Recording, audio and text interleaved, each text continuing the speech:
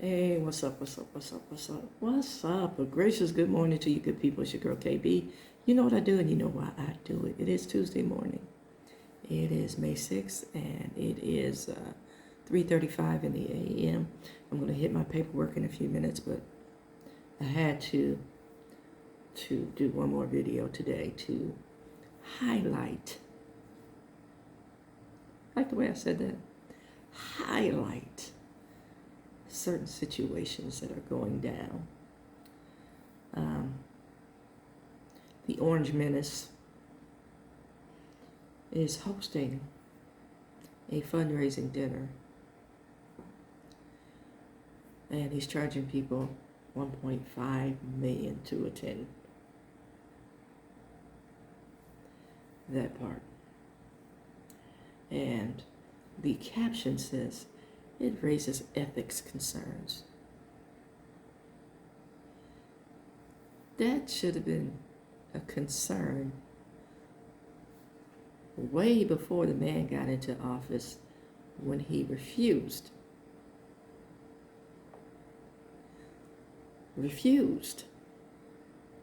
to discuss ethics. Yeah, that part.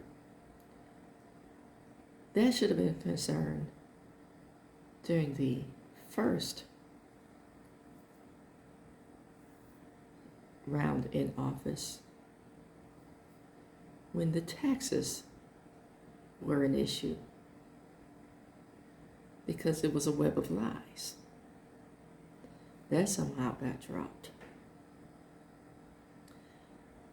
And the man has been currying financial favor for a while.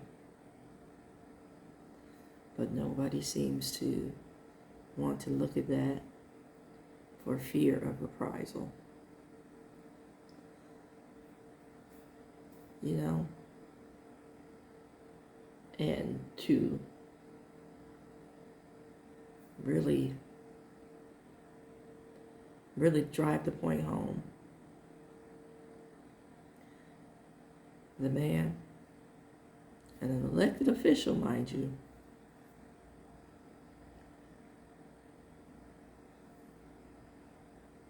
also said within the past week or so that he didn't know if he was obligated to uphold the Constitution, which is part of the oath of office. And we kind of let that one slide as well. What will it take? I just need to know, what will it take? I guess when it impacts other people's money, the people who call themselves making the decisions, when it impacts them, like it did with the Doge leader, then it becomes a problem. And I don't know how many of you have MSN as your home page for the internet when it opens, but you have to read the news blips with a certain level of caution, because a lot of the stories aren't true.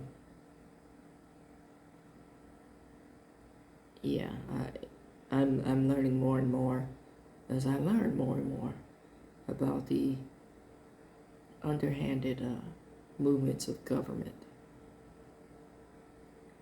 And if you don't want to think about the government being underhanded, or you're not aware of the government being underhanded, this is one of the reasons why, education is under attack. Because they don't want you to know that a lot of the government movements are dirty deeds. Netflix is running a series on the Vietnam War. You owe it to yourselves to watch that. And while you're watching it, think about how many people lost their lives based on some military withholdings. I'll put it like that. And that was part of government. And I want you to look at who played what role. And it's both Democratic and Republican. Yeah. So you know what side I'm on? God's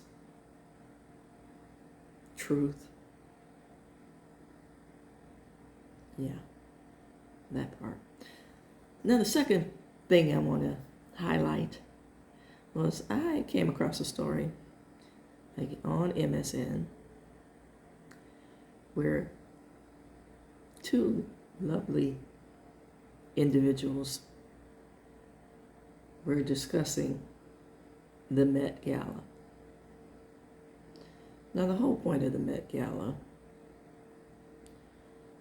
for me as a spectator, is some healthy escapism. I'm saying this for me. It's some healthy escapism, you know, and just looking at creativity. I shared that my degree is in humanities, the arts, creativity, and my emphasis was on creative writing, the arts. So that being said, you know, I'm looking at the Met Gala and just the creativity, and the subject matter really irked these gentlemen who were like men on films. They were middle-aged white men, and they couldn't see the point of celebrating black anything, first and foremost, but black dandyism. And for me, dandyism was a way of expressing self. It was a way of, again, healthy escapism during a very oppressive time. You know, it was primping and preening at its finest. And we've had some serious black dandies, man. You know, I remember the first time I saw like pictures of black men with ascots. You know, and then we've had the artwork of James Van Der Zee and the works of Gordon Parks, black dandies, you know, who were highlighting the general population, you know, and putting an eye on, you know, this unity in the struggle. But the gentlemen, again, the men on films, were talking about, you know, they made it a Democratic issue, and they talked about how the Democrats are just in flight and whimsy based on this fashion show. That's basically what it was. But it was also a fundraiser for the arts. That point was missed. The arts that are now being squashed. I remember seeing a movie about, you know, the Nazis in Germany, and one of the things that they did was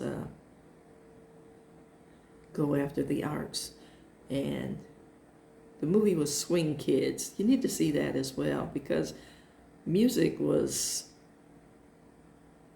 heavily regulated, you know. The Nazis highlighted Wagner and, you know, and this classical, I want to say, power-driven kind of music, and decried the swing music because it highlighted black musicians and Jewish musicians who had black musicians in their band. You know, oh my goodness, they did not like that. You know, can you imagine what it was like to be Jesse Owens in that arena? Just like it is to be a person of color now in this arena.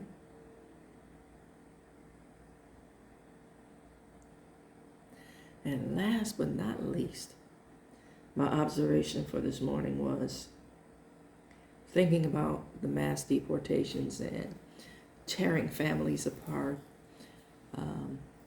deporting kids without parents, and deporting kids in dire need of medical treatment, that level of cruelty. And again, thinking about, the DEI rulings to dismiss historical fact. Yeah, these deportations, especially for the Latino community, brothers and sisters,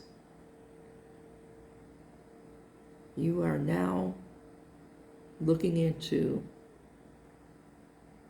the historical context of slavery and what was done to families. You're experiencing that.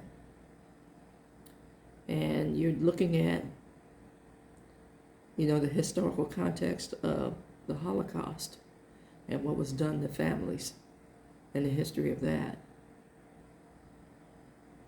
And a lot of folks voted thinking it was not going to happen to them.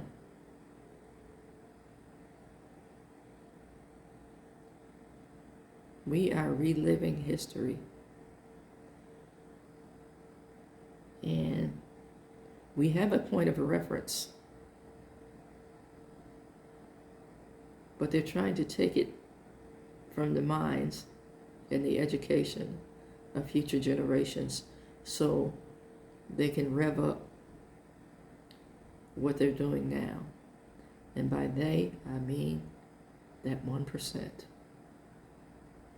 1% of the population is making moves to destroy huge numbers of folks. Wake up.